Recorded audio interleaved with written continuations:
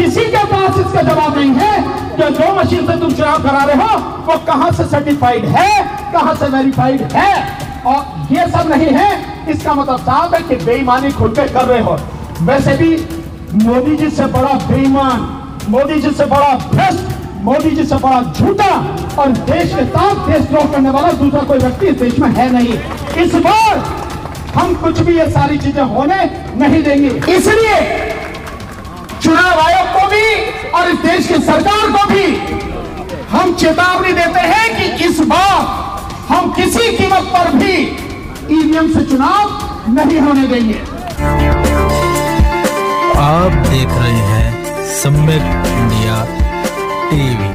तथागत बुद्ध और बाबा साहब और इस देश में जन्मे सभी संतों, महापुरुषों और स्वतंत्रता सेनानियों, शहीदों के चरणों में नमन करते हुए आज इस मंच पर उपस्थित आदरणीय डीसी कपिल साहब, बड़े भाई महमूद पराचा जी, हमारे साथी पूर्व मंत्री राजपाल गौतम जी, हमारे साथी जो इस प्रोग्राम को कर रहे हैं श्री दिनेश चंद्रा साहब और शेखर साहब, और मंच पर हमारे साथ बैठे हुए पसमानदा मुस्लिम महासभा के आदरणीय मकसूद साहब, और हमारे साथी अमरेंद्र जी जो अपने साथियों को लेकर लगातार 599 दिनों से यहां लड़ रहे हैं। 69,000 भर्तियों में जो घोटाला हुआ है वो और उनकी टीम, हमारे साथ बैठे हुए आदरणीय डीएन सिंह साहब जो ओल्ड पेंशन के मसले को लेकर लगातार संघर्ष कर रहे हैं, और अभी हम लोग डॉक्टर अंबेडकर पार्क में आज जो उनका रन फॉर ओपीएस था वहीं से हम लोग आ रहे हैं। तो वहां से आए हुए सभी साथियों का, और यहां मेरे सामने जो खड़े हुए हैं लखनऊ और इसके आसपास से जिन भी जगह से सभी साथी आए हैं उन सभी का बहुत बहुत हार्दिक अभिनंदन, सबका बहुत बहुत धन्यवाद। साथियों, ये जो ईवीएम की लड़ाई है, ये लड़ाई हकीकत में इस देश की आजादी की लड़ाई है। ये साधारण लड़ाई नहीं है साथियों। कोई समझता हो कि केवल एक मशीन को हटाने की लड़ाई है, नहीं, ये मशीन को हटाने की लड़ाई के साथ साथ इस देश को आजाद कराने की लड़ाई है साथियों। क्योंकि इस मशीन के माध्यम से इस देश के लोगों की आजादी को वर्तमान मोदी सरकार ने हड़प लिया है। इसलिए वर्तमान मोदी सरकार के हाथों से इस देश को आजाद कराना है, ये लड़ाई उसकी है। ये लड़ाई है कि इस देश के जो 100 करोड़ लगभग मतदाता हैं और इस देश के 140 करोड़ जो नागरिक हैं उनके अधिकारों की रक्षा हो सके। ये लड़ाई है कि इस देश का जो अनपढ़, अशिक्षित, साधारण, गरीब, दबा कुचला जो व्यक्ति है, जो इंसान है, जो वोटर है, जो देश का नागरिक है, कोई भी उसका हक लूट ना सके, उसे उसका हक मिले, ये उसकी लड़ाई है साथियों। हमारा बहुत सीधा सा कहना है, देश में चुनाव सबसे महत्वपूर्ण प्रक्रिया है। देश के संविधान के अनुसार देश के लोकतंत्र को बचाने के लिए संविधान के हिसाब से चुनाव हो और देश में free, fair and transparent election हो, ये जिम्मेदारी देश के संविधान ने देश के चुनाव आयोग को दी है। लेकिन चुनाव आयोग अपनी जिम्मेदारी न निभा के एक व्यक्ति विशेष और सरकार की गुलामी करने में लग गया है। उसे गुलामी करनी है तो करे, लेकिन देश उसकी गुलामी से तबाह हो जाए, ये हम किसी हालत में बर्दाश्त नहीं करेंगे। इसलिए चुनाव आयोग को भी और इस देश की सरकार को भी हम चेतावनी देते हैं कि इस बार हम किसी कीमत पर भी ईवीएम से चुनाव नहीं होने देंगे। साथियों, आज भी देश में दो तरह से चुनाव हो रहे हैं और आप बताएंगे, मेरी बात छोड़िए, आप खुद इस बात को कहेंगे, दो तरह से चुनाव हो रहे हैं। एक बैलेट पेपर से, जिसे आप पोस्टल बैलेट पेपर कहते हैं, कहते नहीं कहते पोस्टल बैलेट। क्या है पोस्टल बैलेट? वो बैलेट पेपर से चुनाव है। और एक तरफ हो रहे हैं ईवीएम से चुनाव।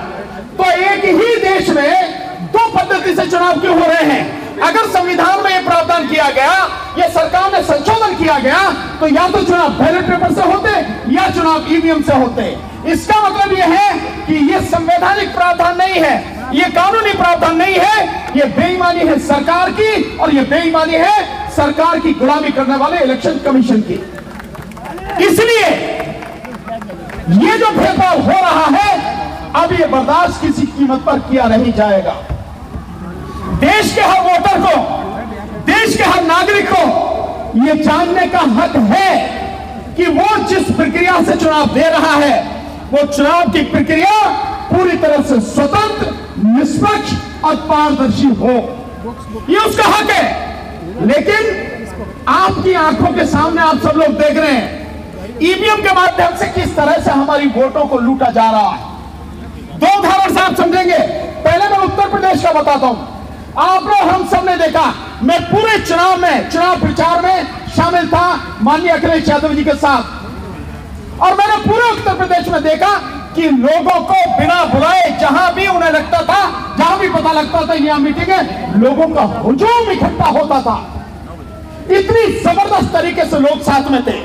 और यूथ, विशेषकर जो बेरोजगार यूथ है, जो लड़ रहे थे, वो इतनी बड़ी संख्या में रेलों में भर भर कर अपने गांव पहुंचे और वोट डालने के लिए पहुंचे।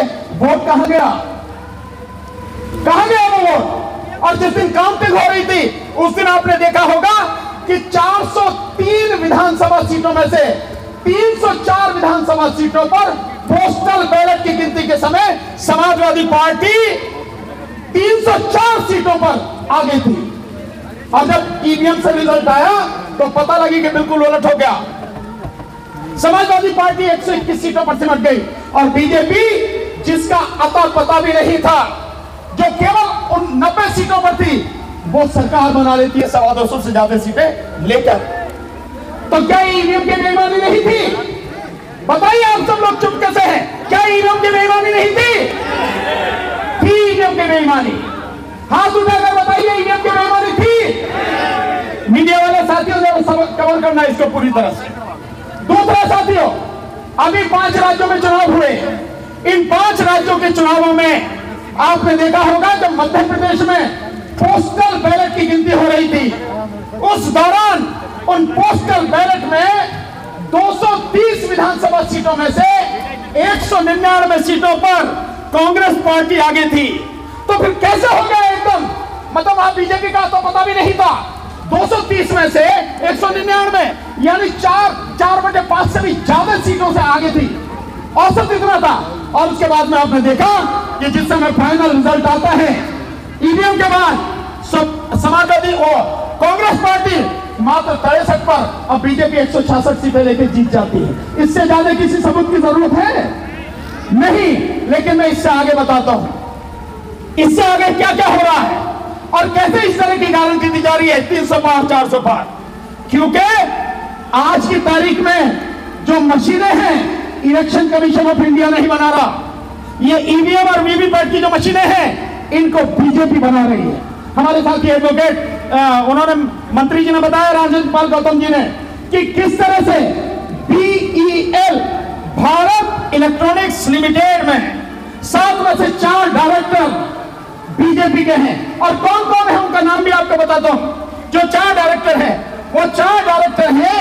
एक है PA Parthasarathy, doctor PA Parthasarathi.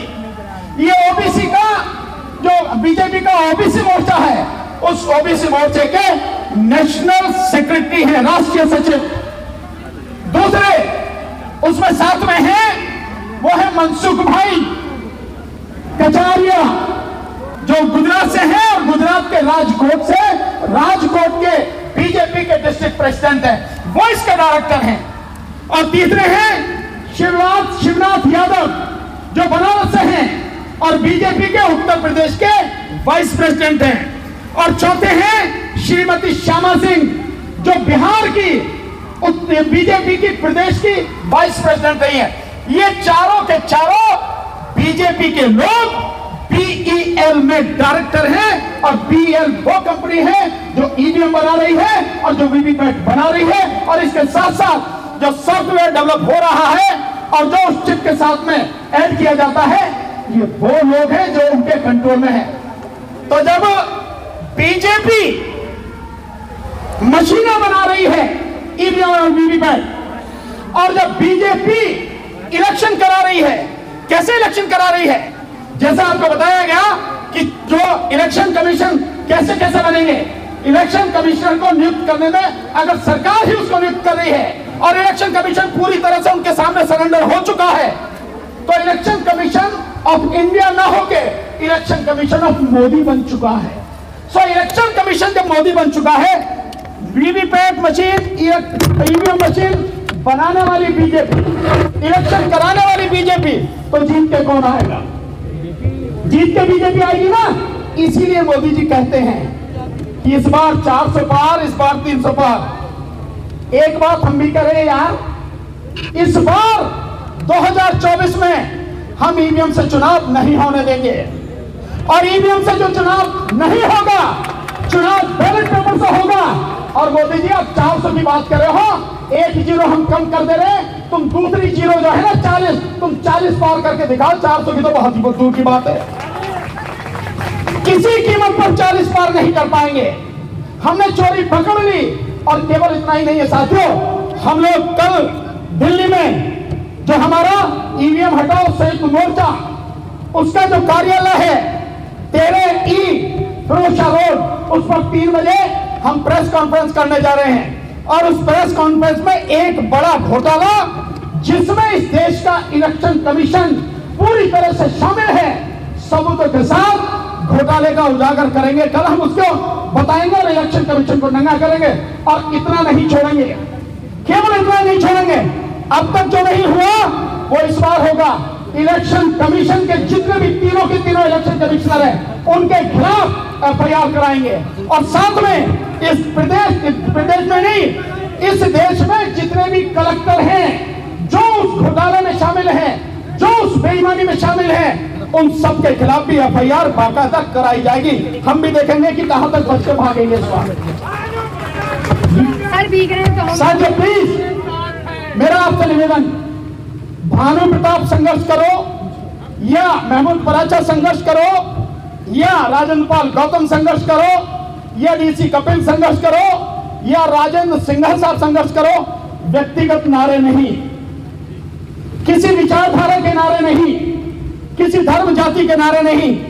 यह आंदोलन 140 करोड़ देश के नागरिकों का है, जिसमें हर धर्म और समाज का विचारधारा का व्यक्ति शामिल है।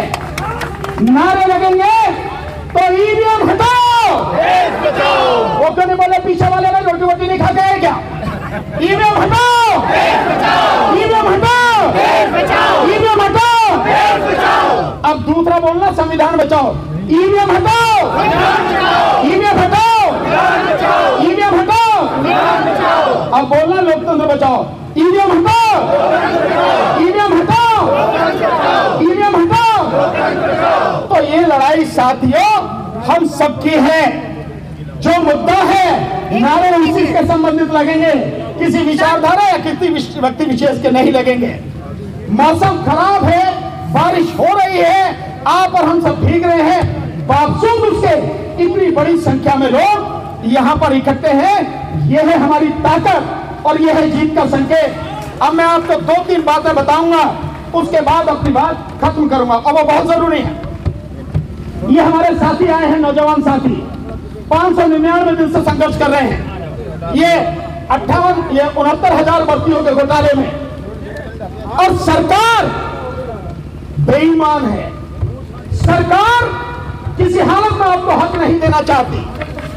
इतनी हिम्मत कहां से आ रही है सरकार में कि आपकी बात नहीं सुन रही, नौजवानों की बात नहीं सुन रही। और इतना ही नहीं साथियों, जो हमारे साथ बैठे हैं, खड़े हैं, जो अभी जिनके बीच में से हमारे हैं, वो हमारे पेंशन वाले साथी, वो साथी आप देखिए कि किस कदर बेईमानी है कि एक नेता एमएलए बनेगा, फिर एमपी बनेगा, मंत्री बनेगा, 4 बार 6 बार जो कुछ भी बनेगा उसे उतनी ही पेंशन मिलती है। 4 बार हो या 6 बार, 6 ही पेंशन मिलेंगे। लेकिन ये ओपीएस वाले साथी जो है, ये 30 साल 35 साल सरकार की सेवा करते हैं, इनकी तमाम जिंदगी उसमें गुजर जाती है, तो क्या ये पेंशन के हकदार नहीं है? लेकिन बीजेपी की बेईमान सरकार 2004 में वाजपेयी सरकार ने ओल्ड पेंशन खत्म कर दी गई, जिसके ये हकदार हैं। और ऐसा ही नहीं साथियों, जो किसान अपनी मांगों को लेकर लगातार लड़ रहे हैं, जो 3 कानून लड़के उन्होंने वापस करवाए, और जो इस समय जो संघर्ष कर रहे हैं वो इस बात के लिए कर रहे हैं कि उन्हें एमएसपी मिले। इसी तरह से मजदूर संघर्ष कर रहे हैं, इसी तरह से बेरोजगार युवा कर रहे हैं। आप समझ रहे हैं इस सबकी जड़ क्या है? आपको मालूम है इसकी जड़ क्या है? इसकी जड़ है ये मोदी सरकार और बीजेपी सरकार, और ये तब तक बनी रहेंगी, तब तक नहीं जाएंगी जब तक ईवीएम नहीं जाएगी। जिस दिन ईवीएम खत्म हो गई, ये आंधे मुंह गिरेंगे, 400 नहीं 40 भी पार नहीं कर पाएंगे। और जब ये हट जाएंगे, उसके बाद आपकी समस्याओं का धीरे धीरे समाधान शुरू होगा। तो मैं आपको बार बार कह रहा हूं, हम सबकी समस्याओं का जो सबसे बड़ा एक कारण है, जो सबसे बड़ी जड़ है, वो जड़ है ईवीएम। इसलिए ईवीएम को उखाड़ना पड़ेगा। और इस बार चाहे कुछ भी हो जाए, मैं कह रहा हूं कुछ भी हो जाए, किसी भी कीमत पर, किसी भी गांव में, किसी भी मोहल्ले में ईवीएम घुसने नहीं पाए। ये आप ठान लीजिए, अपने पैरों को, अपनी टांगों को फॉलोअप की बना लीजिए और अपनी रीढ़ को स्टेनलेस स्टील की बना लीजिए और खड़े हो जाइए। आपको डरने की जरूरत नहीं है। हम कह रहे हैं डरने की जरूरत नहीं है। मैं नहीं खड़ा हूं, महमूद भाई ने खड़े हैं। क्या बिगाड़ लिया इन्होंने हमारा? क्या कर लिया इन्होंने हमारा? तो ये कुछ नहीं कर सकते हैं। और जिस देश का प्रधानमंत्री सवालों से डरता हो, 10 साल में जो एक भी प्रेस को एड्रेस नहीं कर पाया हो, जिस देश का प्रधानमंत्री सच से डरता हो और किसी कोने से सच निकल के आ जाए तो तुम दबा के भाग जाते हो। यार ऐसे कायल प्रधानमंत्री से घबरा रहे हो? वो कुछ नहीं कर सकता तुम्हारा। सिर्फ और सिर्फ तुम्हें डट के खड़े होने की जरूरत है। और हम खड़े हैं साथ में। अगर गोली चलेगी तो ये सीने पहले आपके सामने है, हम देखेंगे कौन सी गोली चलेगी और हम बताते हैं कि लड़ाई क्या होगी। और इस पार की लड़ाई आर पार है। मोदी जी सुन लो कान खोल के, आप अपनी अच्छी तरह से सरकार को खूब अच्छी तरह से मजबूत कर लो। और उनकी गुलामी करने वाला जो इलेक्शन कमीशन है वो भी सुन ले कान खोल के। इस बार ईवीएम से चुनाव किसी कीमत पर हम होने नहीं देंगे। केवल और केवल 2024 का लोकसभा चुनाव बैलेट पेपर से होगा और तब इस देश की जनता आपको आपकी औकात दिखाएगी। और साथियों, एक बात कह के खत्म करूंगा। जो इलेक्शन कमीशन है, जो ईवीएम मशीन है, आप बाजार से कोई चीज खरीदने जाते हो तो उस चीज पर कोई निशान लगा होता है ना, कहीं ISI मार्क सुना है, देखा है ना? होता नहीं होता? वो इसलिए होता है कि बताइए ये चीज ठीक है, सरकार की मोहर है। और इसके अलावा जो आप देखते हो कि खाने पीने की चीज है, उस पर FSSAI लिखा होता है, छपा होता है ना, वो इसका मतलब नहीं खाने पीने की चीज है। जो इलेक्ट्रॉनिक आइटम है उस पर लिखा होता BIS की मोहर लगी होती है, मतलब ये ठीक है, कोई गड़बड़ी नहीं है। हमने जब पूछा RTI लगा के इलेक्शन कमीशन से, भैया ये तो बता दे, ये जो तेरी मशीन है किसी ने बनाई होगी, किसी ने सर्टिफिकेट दिया होगा, किसी ने वेरीफाई किया होगा, बता कहां किसने किया? इलेक्शन कमीशन कह रहा भैया मेरा मामला नहीं है, ये तो जो कंपनी बना रहे हैं उनसे जाके पूछो। हमने कहा कोई बात नहीं, उनसे पूछ लेते हैं। तो हम BAL के पास गए, भारत इलेक्ट्रॉनिक्स लिमिटेड, तू बता भैया इस पे कहीं सर्टिफिकेट है? तो वो कहता भाई मुझसे क्या पूछ रहे हो यार, मुझे तो इलेक्शन कमीशन की जो कमेटी जैसे कहती है मैं तो बना के दे देता हूँ, वही कराती है जो भी कुछ कराती है। आप देख रहे हैं तमाशा। फिर हमने कहा चलो ECIL electronic corporation of India limited जो है, जो हैदराबाद में, उससे पूछ लेते हैं। तो वो क्या कहती है, भैया तीसरी पार्टी आती है, इंस्पेक्शन करके चली जाती है, नाम उसका है STQC गवर्नमेंट ऑफ इंडिया। उसने भी नहीं बताया। पर मेरा आपसे निवेदन है सारे के सारे, आप जितने भी लोग हो और जितने भी लखनऊ में घरों में बैठे हैं, उन सबको जा जाके झकझोरो, उन सबको जगाओ। अबे मुर्दो, खड़े हो जाओ, नहीं तो तुम्हारी नस्लें भी नहीं बचेंगी और इस देश की फसलें भी नहीं बचेंगी। इसलिए अपनी नस्लों और अपनी फसलों को बचाने के लिए इस बार ईवीएम से चुनाव नहीं होने देंगे। बताइए, नहीं होने देंगे ना? बिल्कुल यही बात है। बहुत बहुत शुक्रिया, आपने मेरी बात ध्यान से सुनी।